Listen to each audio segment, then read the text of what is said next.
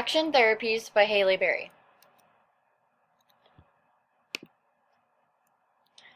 Action therapy. Therapists teach their patients skills to cope with everyday life and to avoid harmful thought patterns. Cognitive behavioral therapy is one of the most common used forms of action therapy. Behavior therapies focuses on helping individuals understand that changing their behavior can lead to changes in how they feel. The goal is to increase the person's engagement in positive and socially reinforcing activities. Techniques used include self-monitoring, schedule of weekly activities, and behavior modification. Classical conditioning. It was discovered by Russian physiologist Ivan Pavlov.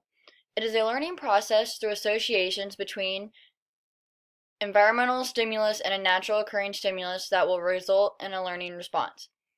Phases. Phase 1 is having a natural occurring response. An example is presenting food, which is an unconditioned stimulus, which triggers a salivation response, which is an unconditioned response.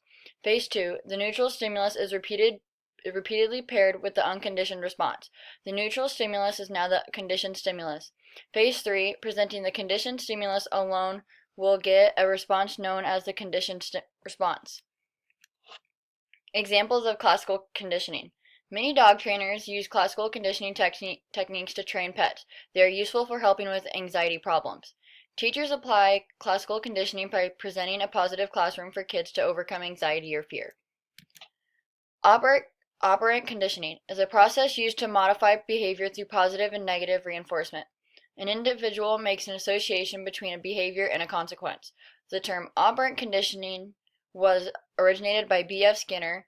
He believed one should focus on the external causes of behavior, and that is him on the right. Examples of operant conditioning. A parent rewards their child good grades with a candy or another prize. A teacher rewarding points to the student who are the most well-behaved. A pet is given a treat after it performs a trick, and like the picture below, a child says please and he receives a cookie for asking politely. Cognitive therapy. It is based on the theory that how we feel is determined by what we think.